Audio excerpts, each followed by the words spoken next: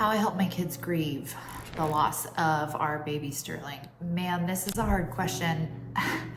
And I say that because it's like, how do you help anybody navigate grief? How do you even navigate grief yourself? And grief is different for every person. And I feel like grief is different for every kid, and every parent is gonna do it differently, and you're gonna feel it differently, and you're gonna walk through it differently with your family. And so by no means do I think we did it perfectly or that there's one way to do it. But I do know that because I have been through grief before, and because of the work that I have been doing on myself, I at least had the headspace to know like anything and everything's acceptable. So that was the first thing that I did to really help them. Was I didn't have expectations on them about what it should look like or how they should be reacting. And I didn't judge like how they were responding or how they handled it. So like when we were at the hospital, they're kids. So they hear the news and they were playing because the hospital has a room and they have toys and they're helping them play. And we were instructed to just tell them straight up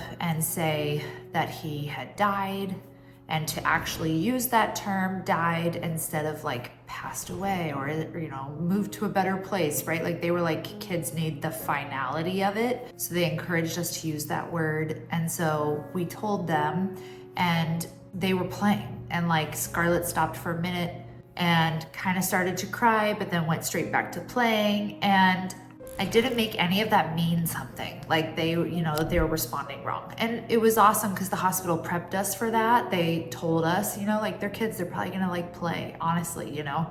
So they prepped us for that. So that helped. It was such a shock. It was such a traumatic thing. I mean, our kids got woken up out of their beds by my midwife, who then drove them to the hospital because they weren't even awake when we left and went to the hospital with the police. So the police, you know, the first responders at our house, they take us. My midwife was there, or she showed up, right? Like before the police left, she showed up. And so the police leave and she wakes them up. And so they're like, it was so shocking for them. They're being woken up by someone they don't even really know. So because of that, they kind of already had an instinct, and then they hear that they're going to the hospital, right? So they already kind of knew. Like I remember when we came in, Scarlett already knew. She was like, you know, the baby's dead, right? So I would say just the first thing that we did was just kind of like no expectations, let them respond however they felt they needed to respond. And I didn't force anything on them other than just telling them the news and letting them just like hear it. We let them come in and say goodbye, obviously, with us. And I'm sure that part was hard for them. I'm sure that part was traumatizing because I'm crying, Peter's crying, right? Like it's not a happy situation. And they didn't really want to participate too much, but they were, you know, they were there, and the hospital gave them snacks and juice and things like that. And I wanted them to at least have that option to say goodbye instead of like making those decisions for them. And, you know, I wanted them to be able to see him one last time and to have that closure. So we did have them in the room when we were saying goodbye, and the hospital came in and did like handprints, you know, footprints, and let the kids participate in that, which was really cool. So they participated in that. The hospital had them pick out like a stone that matched with a stone for the baby, right? So like the hospital sent them home with stuff to like commemorate him, and that was really special. So I was grateful for that. So I guess just first things first is like acceptance, and then we let them participate in that. And then also I let them participate in like some of the planning of the funeral. And we didn't call it a funeral, we called it a party. We said it was his party to celebrate him and to celebrate like showing him to people, right? Because the kids also were like very excited to share him with others. In particular, Scarlett was like, right? She wanted to show everyone her baby brother.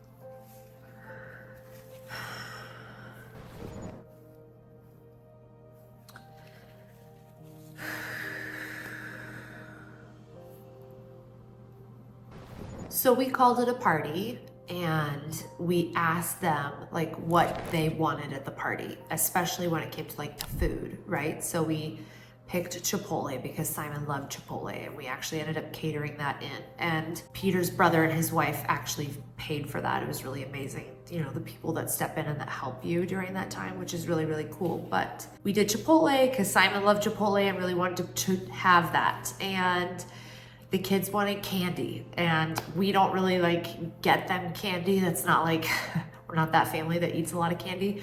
So I asked a friend who asked how she could help. I was like, can you make a candy table happen for the kids, right?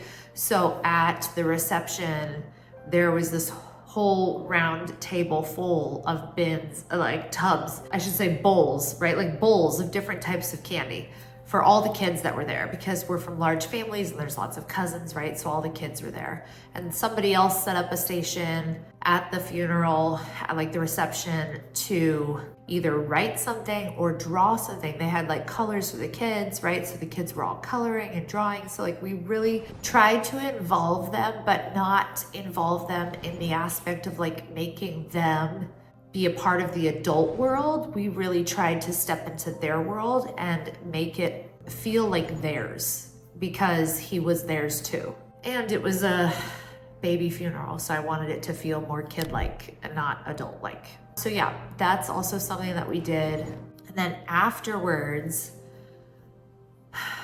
I really tried to make sure that they had times of being out of the house with other people, like doing things where I could be sad or I could have my emotions or whatever, instead of always doing that in front of them. Like I definitely didn't hide it, and I let them see that I was sad, but I was also aware that I didn't want it to be their entire world. I didn't want that to be me all the time with them. So I tried to make sure they were in activities or had things with friends that was still fun for them, that would still feel like stuff for them, and like life was still happening for them, even though I didn't feel like doing a thing, right? We had lots of family time. We did lots of family dates. We let them decide how much they wanted to talk about him or not. I didn't like force that on them, right? I just kind of let them bring it up or not bring it up. But when they would ask me, you know, what I was thinking about or what I was sad about, I would be honest with it. But it wasn't me like sitting down and be like, we need to talk about this, you know, like I didn't really want to force that on them. I also did not throw them into like grief groups or therapy right away, because I was like, they've just been through something extremely traumatizing. And sometimes now throwing them into something new where they need to now talk about it and like live it, or it needs to become their identity, can be almost re-traumatizing if you're not ready for that. So I did not throw them into that right away. I wanted to give them a little bit of space, time to breathe and like adjust to it, and let some of those initial waves ride out before deciding, hey, when do we feel ready to address this? They actually ended up going back to school within like a week afterwards, and their school had already started before. So we held them out for a few days, and then everyone had left and life kind of was back to normal. And again, I didn't want them to feel like now their whole life was changing and now their whole life became about this. So we let them go back to school. They wanted to go back to school.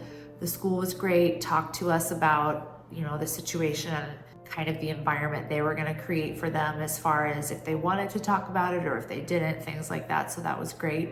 But I don't know, I would guess I was just like really cognizant of they still needed their own story and they still needed their own life. And yes, we could acknowledge it, and yes, we could talk about him and he's always going to be part of it. But I didn't want them to think like, oh, after he died, that's when everything in my life changed, right? Like I didn't want that story for them.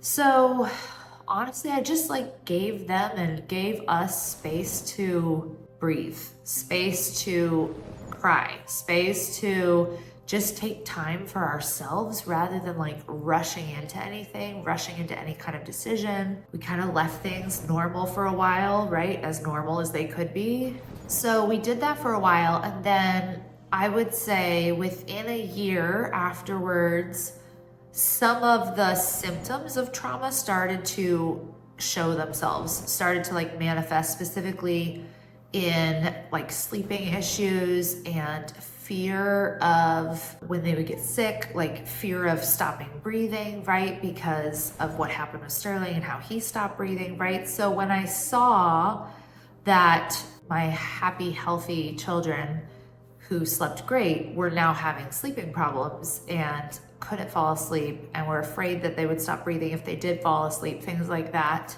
That told me like, okay, now things are coming to the surface. Like I think they would be ready to start processing this. And so at that point in time, we did find a therapist, a child therapist, and took them to her for a few months. It was a great experience. They loved her. They loved going. They would go in back-to-back sessions. So I would drop off one, take one on a date, and then we would swap. So it was kind of this fun weekly thing where I got to have a date with them and they got to be with her. She did like play therapy with Scarlett and some play therapy and some like more talking with Simon. So that was really, really helpful. And I could tell that it helped them get to a place where they didn't have the issues anymore.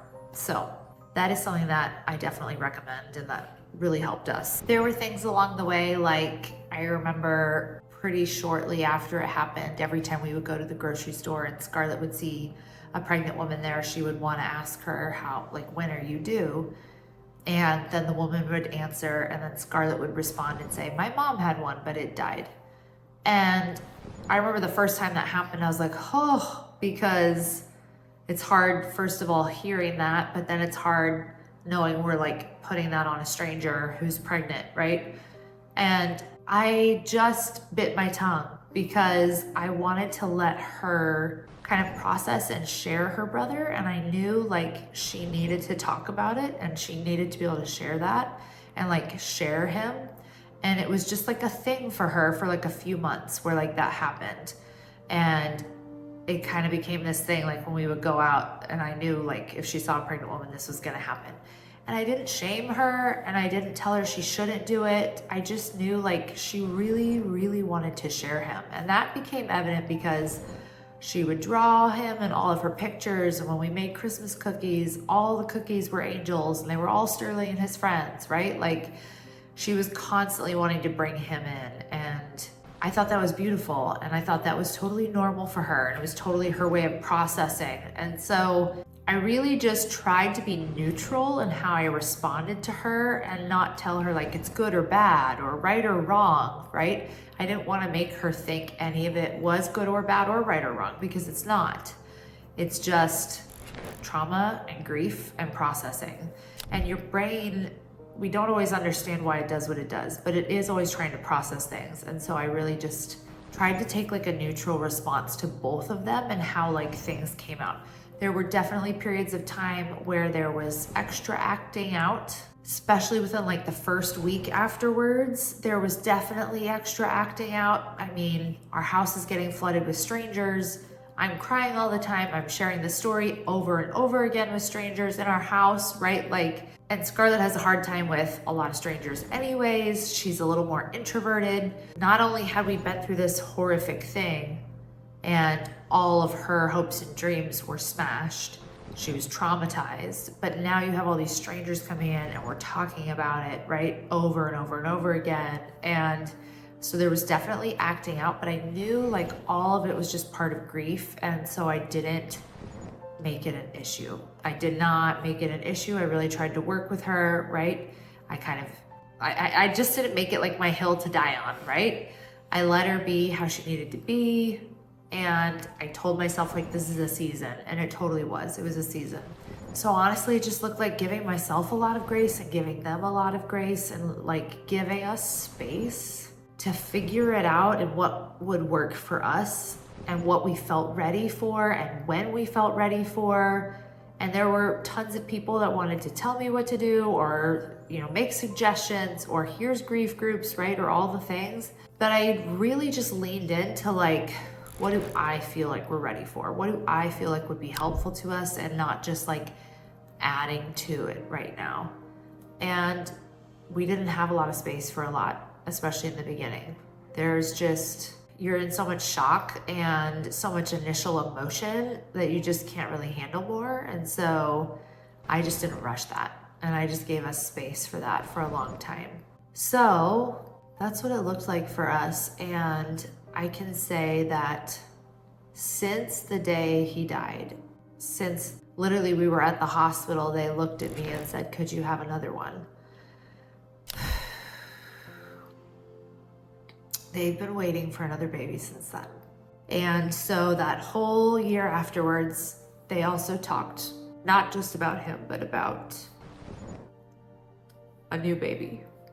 A new baby and what life would be like with a new baby and what they were excited for. And so when we were finally able to tell them that this baby is coming, it was just really beautiful. And I know that this part of it will be really healing for them.